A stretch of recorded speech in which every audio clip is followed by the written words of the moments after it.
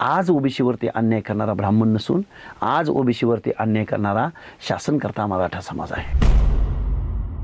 जरांगे असा कोण व्यक्ती नाही, असा कोण सोशल रिफॉर्मर नाही हे या तीन जातींनी त्याच्या पाठीमागे जावं. खरं तर जरांगे नावाच्या व्यक्तीला या महाराष्ट्राचं समाजमन माहीत नाही. ॲट्रॉसिटी कायदा रद्द करावा ही वारंवार प्रत्येक मोर्चामध्ये मागणी करणारे हेच जरांगे, हेच जरांगे, हेच जरांगे. मराठा शासनकर्त्यांनी इथल्या ओबीसींना अक्षरशः वापरून घेतलं म्हणा, त्यांचं शोषण केलं आणि स्वतः मात्र राज्यकर्ते बनले. दलितांच्या जीवावर उठणारा मराठा आणि मुस्लिमांच्या विरोधामध्ये दंगली करणारा मराठा, मला नाही वाटत की हे नॅचरल MMD होऊ शकतो, होणार नाही असं. त्यामुळे जरांगेंच्या ह्या शेख चिल्ले के हसीन सपने, शेख चिल्ले के हसीन सपने, ते सकाळी एक बोलतील, संध्याकाळी एक बोलतील आणि परवा एक बोलतील आणि ज्या दिवशी अर्ज स्क्रुटिनी होतील त्या दिवशी ते कुठल्या तरी हॉस्पिटलमध्ये ॲडमिट असतील, इकडं द्यायचं, थोडंसं दिल्यासारखं करायचं आणि दुसऱ्या बाजूने सगळं वरबाडून खायचं. सरळ पण खायचं नाही, वरबाडून खायचं. ही भूमिका शरदचंद्रजी पवारांची गेल्या अनेक वर्षापासून महाराष्ट्रात आहे. नमस्कार, स्वागत आहे आपलं टाइम्स ऑफ डेमोक्रेसी TOD मराठीमध्ये. राज्यात विधानसभा निवडणुकांचं बिगुल वाजलेलं आहे. सर्व राजकीय पक्ष, सभा, रॅलीज, आश्वासनांचा पाऊस मोठ्या प्रमाणात पडतोय आणि यातच दोन व्यक्तींच्या भूमिकेवरती सर्व महाराष्ट्राचं लक्ष लागलेलं आहे. एक मराठा आंदोलक मनोज जरांगे पाटील, हे येत्या 3 तारखेला त्यांची भूमिका काय असणार आहे यावरती ते बोलणार आहेत. आणि दुसरी भूमिका जी महत्त्वाची आहे ती म्हणजे ओबीसींचा म्होरक्या प्राध्यापक लक्ष्मण हाके सर, ओबीसींची काय भूमिका आहे या विषयावरती चर्चा करण्यासाठी आज आपल्या सोबत आहेत. हाके सर, स्वागत आहे आपलं टाइम्स ऑफ डेमोक्रेसी TOD मराठीमध्ये. नमस्कार. सध्या दिवाळी चालू आहे, ओबीसींचं नेमकं काय चालू आहे सध्या? सध्या ओबीसींचं खरं तर वास्तव सांगायचं म्हटलं, कुंभार दिवाळीला इथल्या सोसायटीला पंत्या पुरवतोय, धोबी त्याचं स्वतःचं काम करतोय, नाभिक त्याचं स्वतःचं स्वच्छतेचं काम करतोय, मेंढपाळ आपल्या मेंढ्यांची कळप घेऊन डोंगर रांगामधून खाली जाण्याचा प्रयत्न करतोय. त्याचबरोबर आमचा बंजारा, आमचा वंजारी, तो आता ऊसतोडीचे गाड्या भरून भरून जिकडं जिकडं इरिगेटेड भागामध्ये कारखान्यांची धुराडी पेटलेली आहेत त्या भागामध्ये जाऊन शारीरिक श्रमाचं काम करतोय. ओबीसी बलूत आहे, ओबीसी आलूत आहे, ओबीसीमध्ये जोशी आहेत, ओबीसीमध्ये भटक्या विमुक्त जाती जमातीची लोक आहेत. प्रत्येकाने पाल उचललं आहे. आमच्या भिक्षेकरी जमातीनं म्हणजेच आमच्या विजयंती ब प्रवर्गातल्या लोकांनी आज प्रत्येकाच्या दिवाळ सणाच्या निमित्तानं प्रत्येकाच्या दारामध्ये जात आहेत, देवीचा पोवाडा म्हणतायत, आराधना गात आहेत. म्हणजे महाराष्ट्राची संस्कृती सस्टेन करायचं, महाराष्ट्राची माती, महाराष्ट्राची अस्मिता, महाराष्ट्राचं एक समाज भान जपण्याचं काम ओबीसी करतोय. निवडणुका लागलेत असं तुम्ही म्हणताय, पण निवडणुका ज्या रुलिंग पार्टी आहेत, जो रुलिंग कम्युनिटी आहेत, जी रुलिंगमध्ये माणसं आहेत, सत्ताधारी माणसं आहेत, त्यांच्यासाठी निवडणुका आहेत. या सामान्य माणसांसाठी पोटाचा अर्थ शोधण्यासाठी आणि मग ती दिवाळी सण साजरा करण्यासाठी ते झटतायत. हे वास्तव. राजकीय दिवाळी कधी साजरी करता येणार आहे ओबीसींना? खरं तर ओबीसींना राजकीय दिवाळी साजरी व्हावी म्हणून रिझर्वेशन पॉलिसी आली. डॉक्टर बाबासाहेब आंबेडकरांसारख्या महामानवांनं या माणसांना प्रतिनिधित्व मिळावं म्हणून रिझर्वेशन पॉलिसी आणली. पण ज्या लोकांच्या हातामध्ये सत्ता आली, ज्या लोकांना साध्या आपल्या अपिलिंग भाषेमध्ये वाढप्याची भूमिका ज्यांना निभावण्याची संधी मिळाली, त्या माणसांनी मात्र हा सुग्रास असा संविधानाचा स्वयंपाक त्यांच्या पाहुण्यारावळ्यांना वाढला. आणि जो ओबीसी बांधव आहे, जो भटक्या विमुक्त जाती जमाती आहेत, जो मुस्लिम बांधव आहे, जो दलित बांधव आहे, तो आजही जिथल्या तिथंच आहे. उदाहरण सांगायचं म्हटलं तर तो आमचा गावित नावाचा एक आमदार, त्या आमदाराला रडावं लागलं महाराष्ट्रासमोर. त्या आमदाराला काही गोष्टी व्यक्त व्हाव्या लागल्या. म्हणजे आज आमच्या शेड्यूल्ड ट्राईब्समधला एक आमदार, त्याला जर अशा परिस्थितीला सामोरं जावं लागत असेल, श्रीनिवास वनगा, तर ही परिस्थिती मला वाटते खूप चिंतन करणारी, मनन करणारी आहे. आणि माझ्या या भारत देशामध्ये 75 वर्षामध्ये लोकशाहीचं आउटपुट हेच का? इथले सत्ताधारी वर्ग परत आधुनिक गुलामी या ओबीसीवरती, दलितांवरती आणू पाहतायत का? सत्तेतून पैसा, पैशातून सत्ता, पैशातून कारखाना, पैशातून मग परत निवडणुका जिंकणं, परत जुलूमशाही, परत लोकांना कायद्याचा बडगा दाखवून या सगळ्या गोष्टी पाहता मला वाटतंय इंग्रजच बरे होते. कारण इंग्रजांच्या कायद्याला आणि कायद्यासमोर सगळे समान होते. कायदा न्यायाच्या बाजूने चालायचा, पण आता कायदा ओबीसीच्या विरोधामध्ये चालतो. असं माझं मत आहे. दोन्ही महायुती आणि महाविकास आघाडी यांच्याकडून तिकीट वाटप झालेलं आहे. तिकीट वाटपामधला ओबीसी प्रतिनिधित्वाला दिलेल्या संधीचा कडे कसं बघताय तुम्ही? खरं तर ज्या रुलिंग पार्टी आहेत, ज्या 2 आघाड्या आहेत मेन स्ट्रीममधल्या, ज्या सत्तेत येऊ शकतात किंवा सत्तेत येऊन गेलेल्या आहेत मागच्या 5 वर्षाच्या कालावधीमध्ये, त्या मेन स्ट्रीममधल्या पक्षांनी हार्डली रिझल्ट ओरिएंटेड ओबीसीचे उमेदवार म्हटलं तर ते 20 किंवा 25च्या पुढं जात नाही आहेत. फार फार तर 30 किंवा 40 आकडा. 288 विधानसभा मतदारसंघामध्ये 10% सुद्धा नाही. 10% सुद्धा या महाराष्ट्रामधल्या अर्ध्याहून जास्त असलेल्या लोकसंख्येला निवडणूक लढण्याची अपॉर्च्युनिटी नाही. मग विनिंग तर अजून खूप दूर आहे. मग त्या परत 10% मधलं 5% म्हणजे 60% ओबीसीचं प्रतिनिधित्व 5% लोकांनी करावं किंवा 5% त्याला प्रतिनिधित्व करण्याची संधी मिळावी. हे खरं तर लोकशाहीला घातक, असमतोल प्रतिनिधित्व, असमतोल विकास, जुलूमशाही आणि परत घटनाविरोधी तत्व, आरक्षण विरोधी तत्व, आणि त्यांनी जाऊन परत जरांगेंना जाऊन भेटावं, बेकायदा मागण्यांना पाठिंबा द्यावा आणि परत निवडणुका जिंकाव्या, हे मला वाटते लोकशाहीचं विडंबन आहे. लक्ष्मण हाकेंची काय भूमिका आहे मग आता? लक्ष्मण हाके या महाराष्ट्रातल्या ओबीसींना जाऊन अपील करेल. माझ्यासमोर आता एक शॉर्ट टर्म प्रोग्राम असेल आणि एक लॉंग टर्म प्रोग्राम असेल. शॉर्ट टर्म प्रोग्राममध्ये मी ओबीसीच्या रिझल्ट ओरिएंटेड उमेदवारांना सपोर्ट करेल. कुणाला मतदान करायचं नाही ते सांगेल आणि कुणाला मतदान करायचं हे सुद्धा सांगेल. अशा एक आमच्या 2-3 लिस्ट आमच्याकडे असतील आणि ओबीसी बांधव हा ट्रायल असेल आणि ओबीसीचा अंडरकरंट काय आहे हे येऊ घातलेल्या निवडणुकीमध्ये महाराष्ट्राला निश्चित पाहायला भेटेल. काय वाटतं सध्या किती ताकद आहे ओबीसींची? ओबीसींची ताकद खूप मोठी आहे. ओबीसी म्हणजे हा अजगर आहे. खरं तर मी ज्यावेळी आंदोलन करतो त्यावेळी एका वृद्ध माणसानं मला एक उदाहरण सांगितलं की जो खरा शेतकरी आहे त्या शेतकऱ्यानं मला असं उदाहरण सांगितलं की हाके सर, तुम्ही ओबीसींचं नेतृत्व करू पाहताय, ओबीसींना एकत्र करू पाहताय, एखाद्या घरामध्ये एखाद्या हॉलमध्ये फुल स्पीडनं पंखा लावावा आणि पंखा लावून ते घर झाडण्याचा जो प्रकार असतो तशा पद्धतींचं तुमचं काम आहे. पंखा लावून तुम्ही ओबीसींना एकत्र करण्याचा प्रयत्न करताय, पण तुम्हाला आमच्या शुभेच्छा आहेत.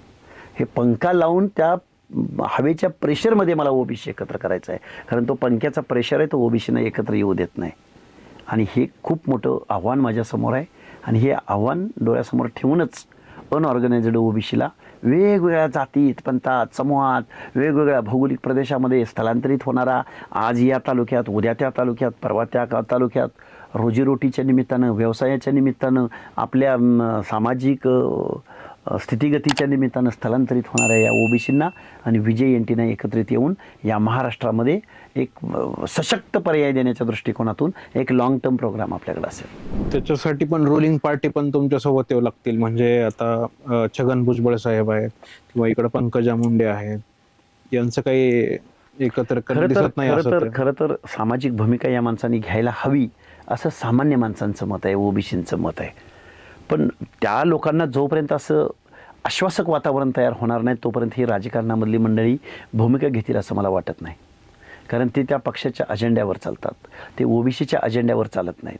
ओबीसीचा अजेंडा असणारा पक्ष जोपर्यंत या महाराष्ट्रात निर्माण होणार नाही, ओबीसींच्या सोशल जस्टिसच्या बाजूने ठामपणे भूमिका घेणारा एखादा नेता या महाराष्ट्रात तयार होणार नाही तोपर्यंत, जोपर्यंत इथल्या ओबीसींना हा नेता आम्हाला न्याय देऊ शकतो, हा नेता आमचं संरक्षण घेऊ शकतो, अशी भूमिका, असं वातावरण जोपर्यंत या महाराष्ट्रात निर्माण होणार नाही तोपर्यंत मला वाटत नाही की ओबीसीची मुवमेंट तयार होईल, ओबीसीचे नेते तयार होतील आणि ओबीसीच्या बाजूला महाराष्ट्राचा समाज मान जाईल.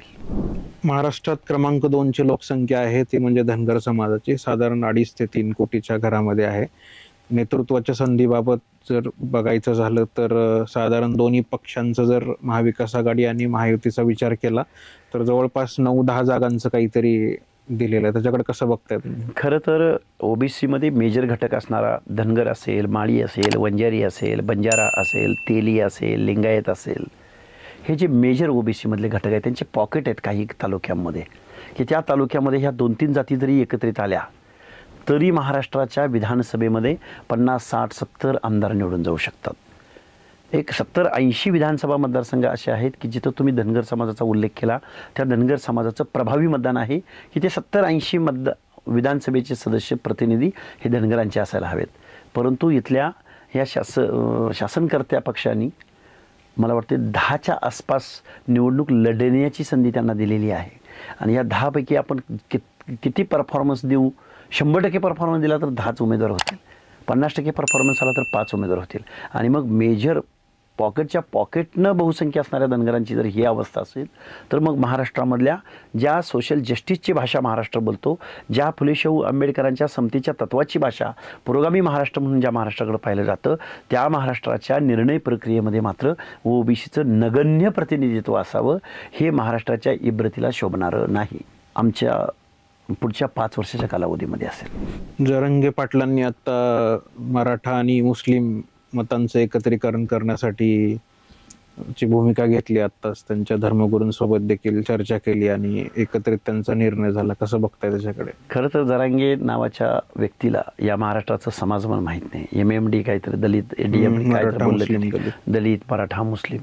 मला वाटतंय जरांगे असा कोण व्यक्ती नाही, असा कोण सोशल रिफॉर्मर नाही हे या 3 जातींनी त्याच्या पाठीमागं जावं.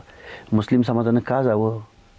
ज्या मुस्लिमांच्या बाबतीमध्ये जे काही महाराष्ट्रात आजपर्यंत घटना घडलेल्या आहेत त्या मुस्लिमांना चांगल्या माहिती आहेत. आणि मग दलितांच्या बाबतीमध्ये ॲट्रॉसिटी कायदा रद्द करावा ही वारंवार प्रत्येक मोर्चामध्ये मागणी करणारे हेच जरांगे, ते त्या दलित बांधवांची कशी समजूत काढणार आहेत? खरं तर दलित बांधवांनी, OBC बांधव, भटक्या विमुक्त जाती जमाती, अल्पसंख्याक हे जैविक मित्र आहेत. गावगाड्यातले, व्यवस्थेमधले हे समदुःखी आहेत. यांना सोशल जस्टिसची आजही प्रतीक्षा आहे. या लोकांनी एकत्रित येऊन आपला खरा शत्रू कोण याचा शोध घ्यावा. या महाराष्ट्रामध्ये एक काळ असा होता की ब्राह्मणेतर चळवळ होती. ब्राह्मणांची भीती घालून आपण बहुजन सारे एक हा कॉन्सेप्ट या महाराष्ट्रामध्ये आला. पण असं म्हणत असताना ब्राह्मणांची भीती घातली आणि इथल्या आमच्या मराठा शासनकर्त्यांनी इथल्या OBCंना अक्षरशः वापरून घेतलं म्हणा, त्यांचं शोषण केलं आणि स्वतः मात्र राज्यकर्ते बनले. मेन महत्त्वाच्या सत्तेच्या स्थानावरती जाऊन पोचले. आणि आज OBCवरती अन्याय करणारा ब्राह्मण नसून आज OBCवरती अन्याय करणारा शासनकर्ता मराठा समाज आहे. ही आजची परिस्थिती आहे. आता काय स्ट्रॅटेजी आहे नेमकी आपली? आत्ताची स्ट्रॅटेजी बघायचं म्हटलं तर एक शॉर्ट टर्म प्रोग्राम असणार आहे माझ्यासाठी आणि एक लॉंग टर्म प्रोग्राम असणार आहे. शॉर्ट टर्म प्रोग्राममध्ये OBCच्या हक्क अधिकाराच्या बाजूने बोलणारे पक्ष, पार्टी किंवा नेते किंवा उमेदवार जे म्हणून OBCची बाजू घेतील त्यांना मतदान करणं, त्यांना निवडून देणं हा शॉर्ट टर्म प्रोग्राम आहे. आणि एक जो लॉंग टर्म प्रोग्राम पुढच्या 5 वर्षाचा असा असू शकतो की ज्यामध्ये OBCचं संघटन हे आमच्यासमोर चॅलेंज आहे. वेगवेगळ्या जाती, भटक्या विमुक्त जाती जमाती या सगळ्या लोकांना आपण OBC आहोत, आपण 29%, 27%च्या दायऱ्यातले आहोत आणि आपल्याला दलित बांधवांबरोबर आपल्याला युती करावी लागेल. आणि संविधान मानणाऱ्या या सगळ्या लोकांना एकत्रित येऊन या महाराष्ट्रामधल्या या सत्ताधाऱ्यांच्या विरोधामध्ये सक्षम असा पर्याय देणं हे खूप मोठं चॅलेंजिंग काम पुढच्या 5 वर्षातलं असेल आणि लॉंग टर्म प्रोग्राममधलं हे चॅलेंज असेल. मागच्या काही काळापासून तुम्ही OBC संघटित करण्याचा प्रयत्न करताय. त्या विधानसभेच्या अनुषंगानं काय वाटतं तुम्हाला? किती संघटित झालाय? काय ताकद असेल? एकंदरीत अंतिम निकाल काय येईल? OBCला आत्मभान आलेलं आहे असं मी मानेन. पण ते अजून प्रत्यक्षात यायला म्हणजे जाणीव झालेली आहे. परंतु ते जे परिवर्तन आहे, तो जो एक पर्याय आहे, त्या पर्यायापर्यंत पोहोचायला त्याची मानसिकता तयार व्हायला काही कालावधी जावा लागेल. आणि मला वाटते आपण OBC आहोत आणि आपल्याला OBC म्हणतात हे महाराष्ट्रातल्या विजयंटींना समजावून सांगणं हे आमच्यासमोर खरं तर चॅलेंज होतं. आज त्या सगळ्या विजयंटीला कळून चुकलेलं आहे. बंजारा असेल, वंजारी असेल, धनगर असेल, या लोकांना कळून चुकलं आहे की आपण OBC आहोत. महाराष्ट्रामध्ये विजयंटी अलग आणि OBC अलग हे जे काही फोडा आणि झोडा आणि राजनीती करा, सत्ता ताब्यात घ्या, हे जे काही धोरण या महाराष्ट्राच्या शासनकर्त्यांनी राबवलेलं होतं ते ॲटलिस्ट आपण 50%हून जास्त आहोत याची जाणीव झाल्या. पण त्या जाणीवेचं सत्तेमध्ये परिवर्तन करायला थोडासा वेळ जावा लागेल आणि लक्ष्मण हाके त्यासाठी निश्चित काम करेल. पश्चिम महाराष्ट्रामध्ये धनगर समाज हा डिसाइडिंग फॅक्टर आहे. माडा या काही परिसरामध्ये राष्ट्रवादी शरद पवार गटाकडून त्याचा काही प्रयोग झालेला दिसतोय. धनगर समाजाला प्रतिनिधित्व देण्याचं काम केले. कसं बघता याच्याकडे? खरं तर जंगलामध्ये शिकारीला गेल्यानंतर एक शिकार सापडली की तो जो शिकारी असतो ते शिकारी त्या सापडलेल्या शिकारीचं एक खूर म्हणजे पायाचा एक तुकडा तो तोडतो आणि त्या जंगलातल्या त्या देवाच्या समोर, लोकदैवताच्या समोर ते खूर वाहत होते. ते खूर त्या देवाला खाता पण येत नाही, त्याची चव पण घेता येत नाही, टेस्ट पण घेता येत नाही. ते खूर त्याला वाहतो आणि अख्खी शिकार तो खांद्यावर टाकतो आणि घेऊन येऊन आपल्या पाहुण्या रावळ्यांना, कुटुंबाला चारतो. तशा पद्धतीचं काम या शरदचंद्रजी पवारांनी फक्त खूर वाहतात ते कायम धनगरांना. ते खूर ना त्याच्या पोटाला, ना त्याच्या कुठल्याच गोष्टीला त्याचं पोट भरतं, ना काय होतं. ते खूर असं असतं की त्या खूरमध्ये कुठलंही विटॅमिन नसतं. आता जे उमेदवार शरदचंद्रजी पवारांनी दिले ते कधीही ओबीसीवर बोलतील, ओबीसीची बाजू घेतील, धनगरांच्या बाजूला भांडतील अशी सुतराम शक्यता नाही. त्यामुळं शरदचंद्रजी पवारांनी उमेदवार दिले, इकडं द्यायचं, थोडंसं दिल्यासारखं करायचं आणि दुसऱ्या बाजूनं सगळं वरबाडून खायचं. सरळ पण खायचं नाही, वरबाडून खायचं. ही भूमिका शरदचंद्रजी पवारांची गेल्या अनेक वर्षापासून महाराष्ट्रात आहे. आणि नक्की या सगळ्या प्रवृत्तींच्या विरोधामध्ये आपल्याला खूप मोठा लढा या महाराष्ट्रात उभा करायचा आहे.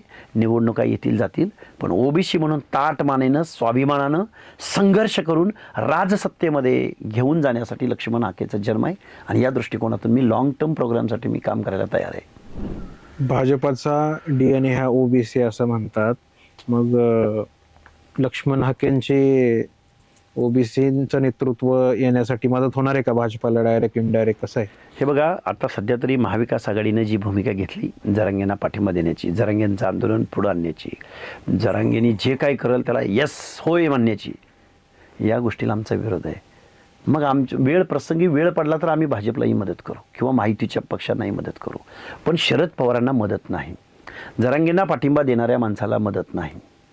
उघड जाऊन ओबीसीच्या लोकांच्या विरोधामध्ये जाऊन प्रचार करून ओबीसीची माणसं कशी पडतील यासाठी प्रयत्न करणाऱ्या माणसाला अजिबात ओबीसी मानणार नाहीत. दुसरा कुठला वाटतो तुम्हाला? हे बघा, आता शॉर्ट टर्म प्रोग्राममध्ये काही माणसं टिकली पाहिजेत, निवडून आली पाहिजेत, आपलं एक उपद्रव मूल्य दिसलं पाहिजे, आपला इन्फ्लुएन्स मतदानामधून दिसला पाहिजे, ही आमची भूमिका आहे.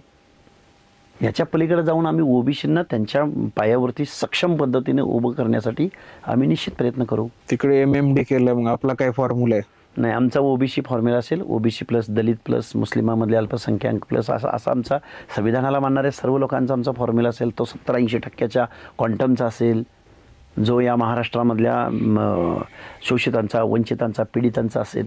या लोकांना आपलं आत्मभान निर्माण करून देणं आणि हा फुले शाहू आंबेडकरांचा महाराष्ट्र निर्माण करणं, यासाठी आम्ही निश्चित कार्यरत राहू, काम करू. पण मुस्लिम आणि मराठा मतं जर एकत्र झाली खरंच तर आपण लोकसभेला बघितलेलं आहे, त्याचा परिणाम कसा झालेला? मुस्लिम आणि मराठा एक नाही झाले, ते फक्त भाजपला हरवायचं म्हणून ह्या अनैसर्गिक युती होत्या. आणि आता जरांगे जे MMD म्हणतात ते अनैसर्गिक आहे, सगळं नैसर्गिक नाही आहे. दलितांच्या जीवावर उठणारा मराठा आणि मुस्लिमांच्या विरोधामध्ये दंगली करणारा मराठा, मला नाही वाटत की हे नॅचरल MMD होऊ शकतो, होणार नाही. असं महाराष्ट्रानं खूप भोगलेलं आहे या बाबतीमध्ये, दलितांनी खूप भोगलेलं आहे या बाबतीमध्ये. त्यामुळे जरांगेंच्या ह्या शेख चिल्ले के हसीन सपने, ते सकाळी एक बोलतील, संध्याकाळी एक बोलतील आणि परवा एक बोलतील, आणि ज्या दिवशी अर्ज स्क्रुटिनी होतील त्या दिवशी ते कुठल्या तरी हॉस्पिटलमध्ये ॲडमिट असतील. ह्याच्या पलीकडे मी जरांगेंच्या वक्तव्याकडे आणि कृतीकडे मी 3 तारखेनंतर ते हॉस्पिटलमध्ये असतील, ॲडमिट झालेले असतील. ह्याच्या पलीकडे काय नाही, प्रकृती ढासळेल त्यांची. धन्यवाद सर, चर्चा आपल्यासोबत सविस्तर केल्याबद्दल.